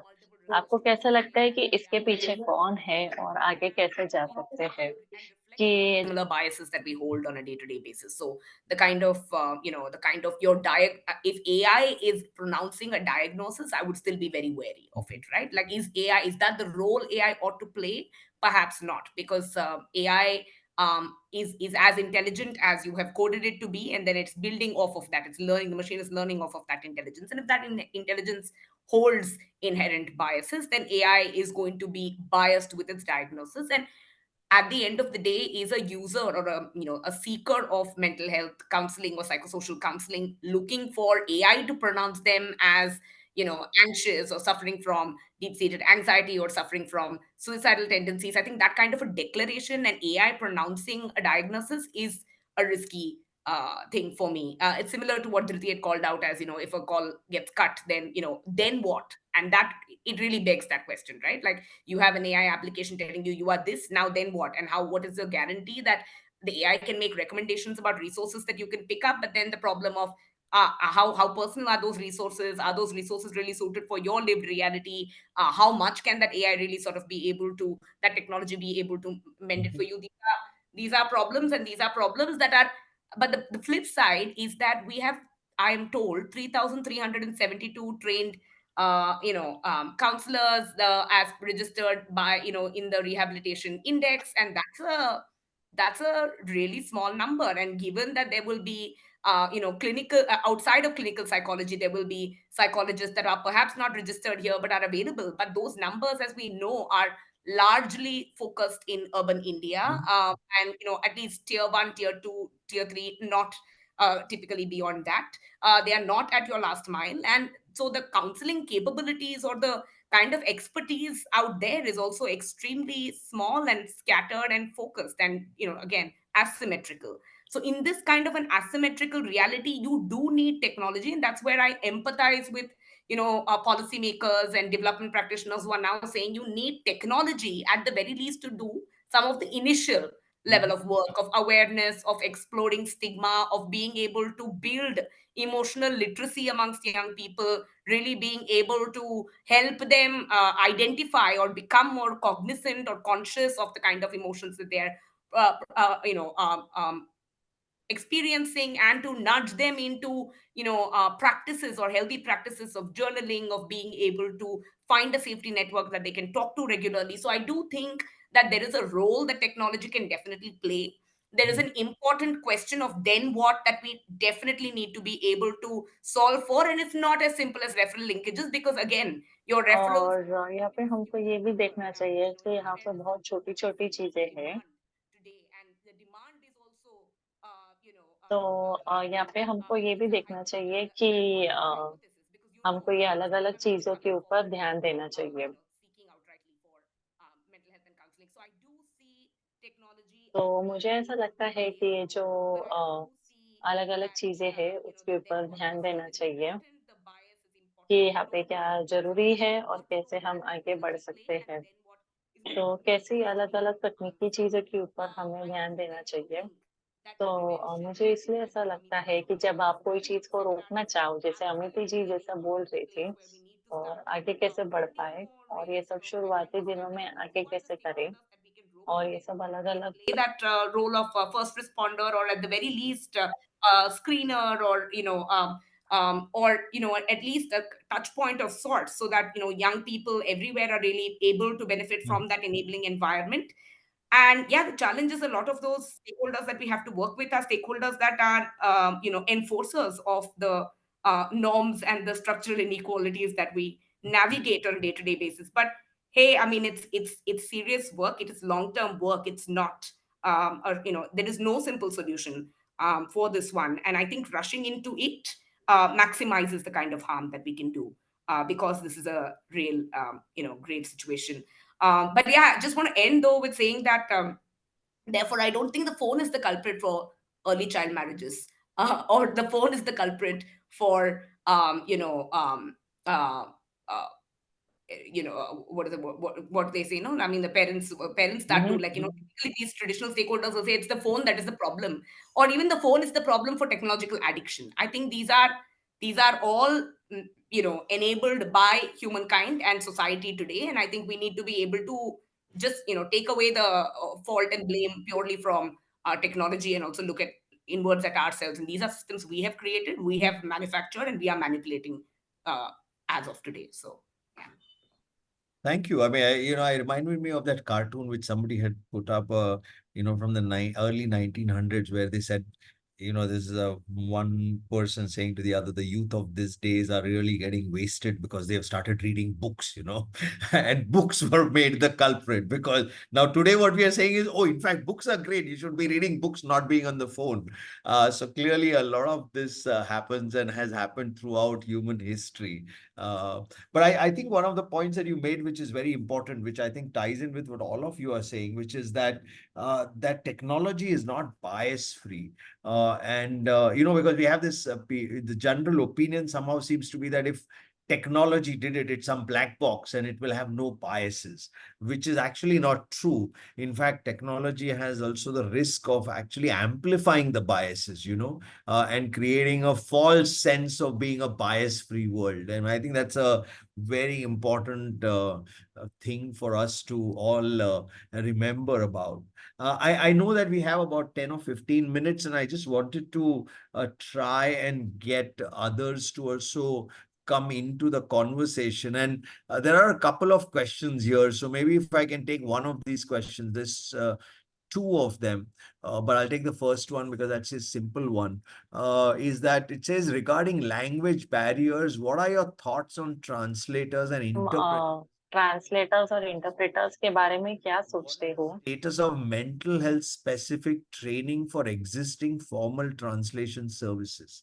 So what they're saying is that, should we have translators and interpreters for these kind of services? But when you're having a conversation on mental health, actually do the translation services, and are they trained in mental health? Do they know exactly how to translate the nuances into a different language? I mean, I can understand that, if you're trying to translate some mental health concepts for which there are no equivalent words in a different language, how do you do that? So I don't know, anyone wants to take that question? And I mean, I can pass it on to all of you, but if someone or one of you wants to take up that question, happy to kind of let you have a go.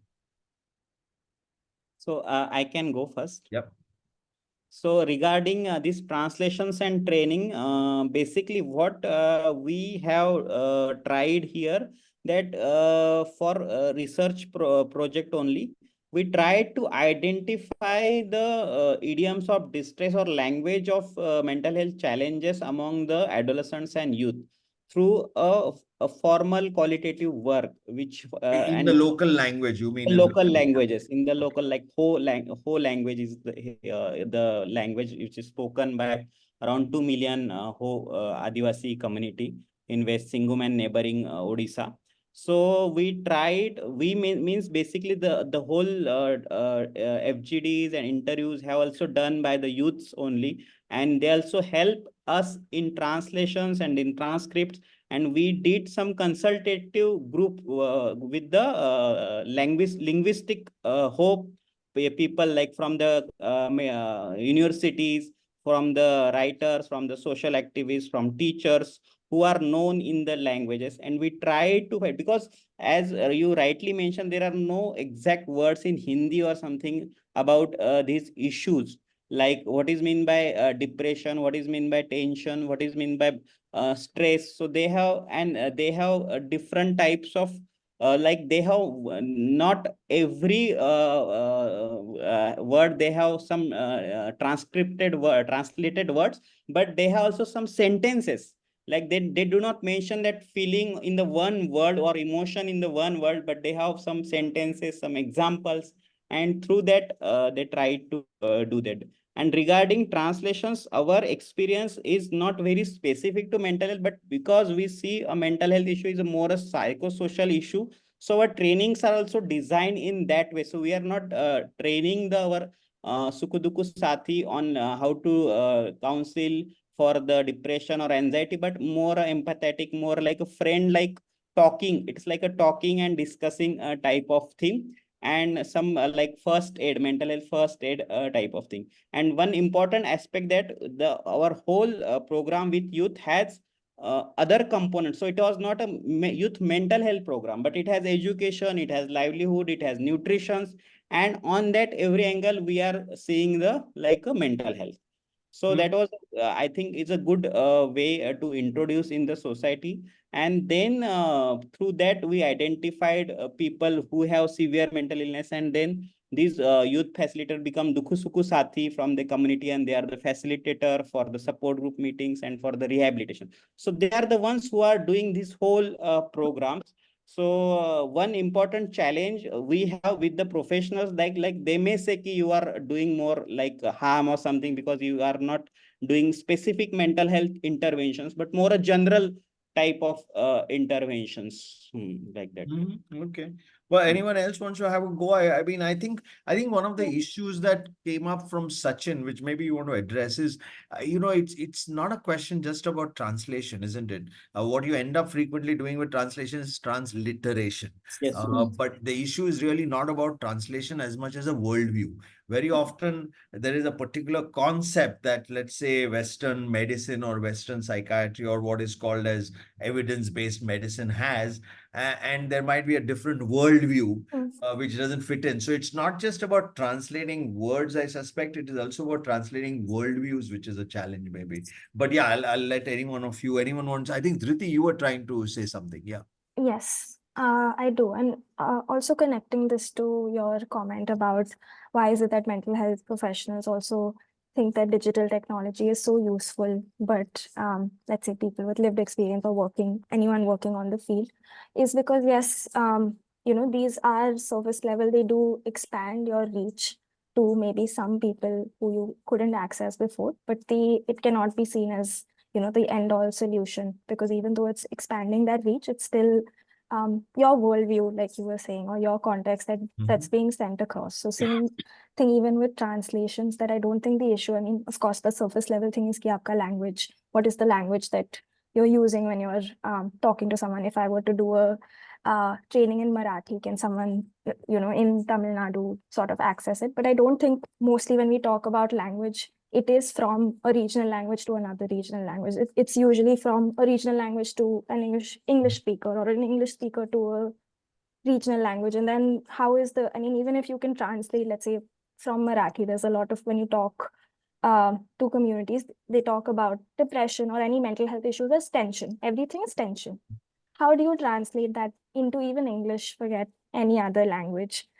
And so I don't think the issue is necessarily translators, but more of, just how we talk about mental health concepts. And also thinking about the current work with Sangath, where we're looking at common definitions in anxiety, depression, and psychosis. And we were talking to lived experience experts and mental health professionals. And the way that terms like, let's say, treatment resistance, how is it understood by professionals as something that your body is resisting, so you need to change the treatment, versus in communities, it's that the person is not, responding. I mean, they're not doing enough for the treatment to work. So, sometimes language also becomes a barrier where it's becoming more stigmatizing.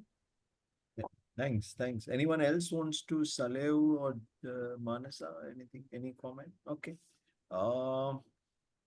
I don't know if the other question, there's another question, but which I think you've already, it says, I agree with Sachin. Usually I don't see a lot of representation with advisory boards. What would be a good way to ensure equitable representation? I thought we discussed that quite a bit in that first question. I'm happy to take another question from someone. We have a few minutes.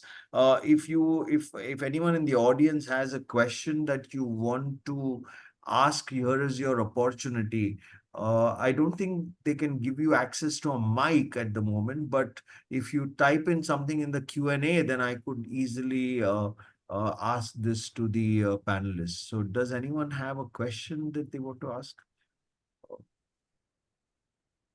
Soumya, have you been getting any questions which I'm not seeing?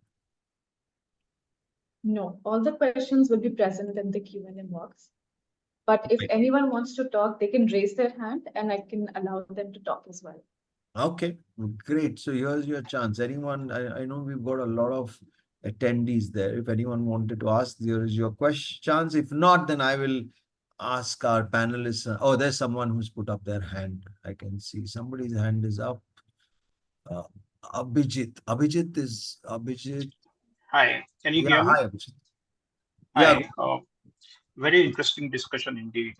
Something that resonates with me is that this entire debate about how do we uh, really translate or how do we really understand every community's, every subgroups, every vulnerable population's perspective on mental health, and how do we integrate that and take our model or get some common language at a minimum. Something that really concerns me is what Dr. Soumitra said, or kind of alluded to, or in its references. We have different worldviews.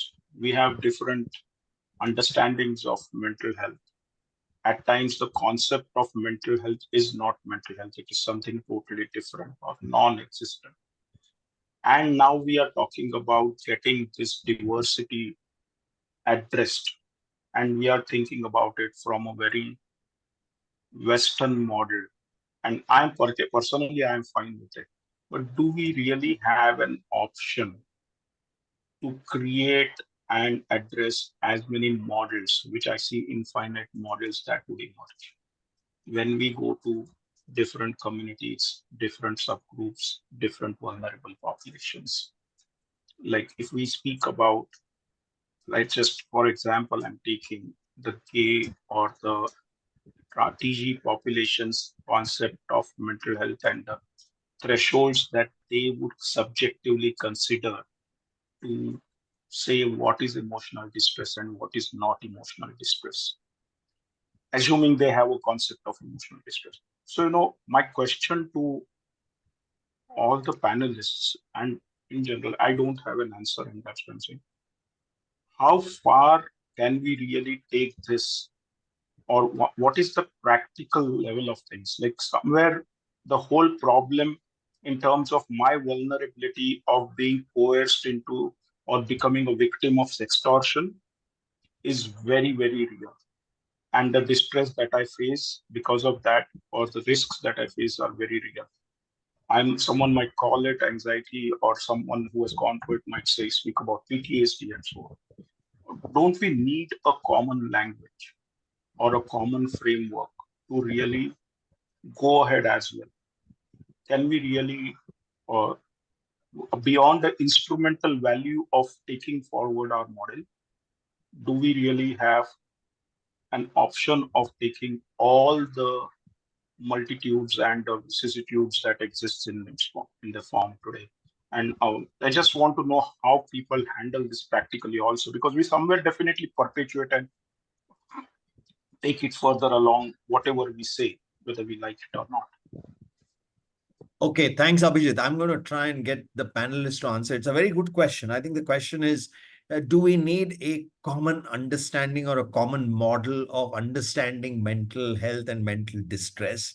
And if we, because otherwise, how do we otherwise communicate? And I think it raises the constant challenge that exists in all our sectors, is that do we embrace diversity and allow diversity, or do we say that, well, the easiest and quickest way is to have a homogeneity in our understanding and address that? And there's obviously challenges on both ways, but I'll let you have a go. Anyone, Manasa, do you want to have a go at it first, and then I'll pass the mic around to everyone? We've got about 5 minutes, so yeah, plenty of time to take this question.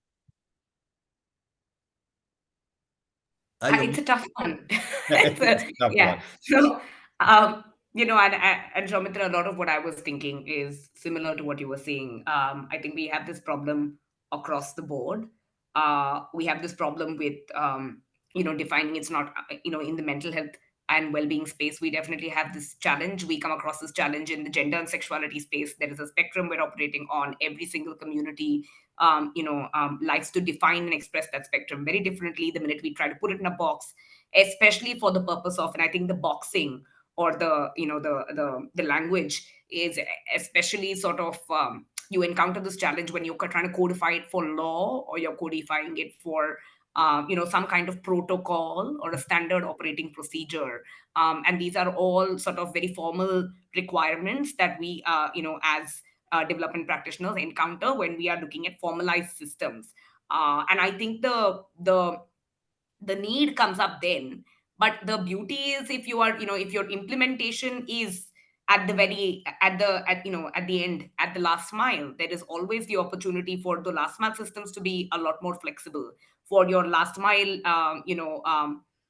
counselors, for your last mile, whoever the practitioner is or the service provider is at the last mile, for them to be more flexible. There is always that option. They may be part of formalized systems, but there is an agency that ought to be recognized for all service providers at the last mile, and that agency ought to allow them to, or enable them to be able to lend that flexibility to that community and that cultural context and that sensitivity. So then your trainings need to look very different in formalized systems as well. The trainings should not focus or like get so hicked up about definitions and glossaries and language, but move much beyond that to really talk about what are the necessary attitudes to really be able to embody and practice, and what are the what is the kind of environment that you are supposed to create for the young person oblique beneficiary to be able to also acquire some of that agency, or access some of that agency themselves. So I think then the modeling and the training and the way we look at formal systems and this entire cascade model, you will go to Ministry of whoever, like let's take for example even health and family welfare, right? When we're looking at service providers, and then we're immediately thinking about building out a curriculum.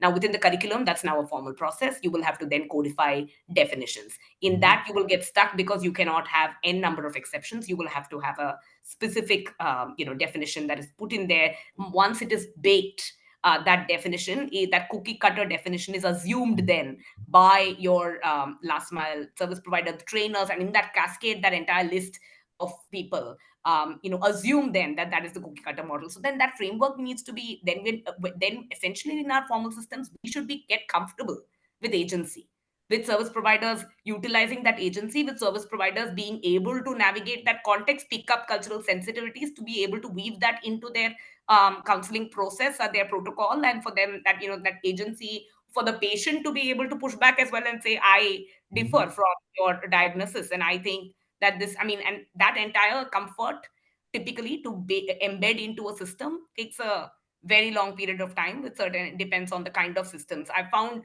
I think I myself am in a learning process when you're looking at a lot of there are a lot of religious bodies that also do counseling, right?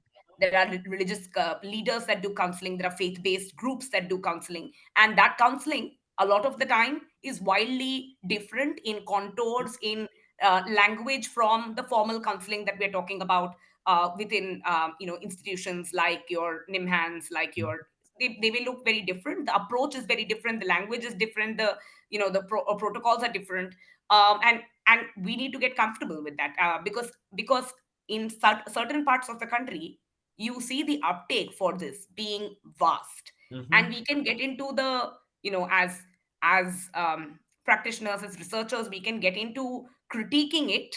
But for all of our critique, if it is working for certain communities, आप then देख सकते हो कि हमारे ये जो अलग-अलग बातें हैं,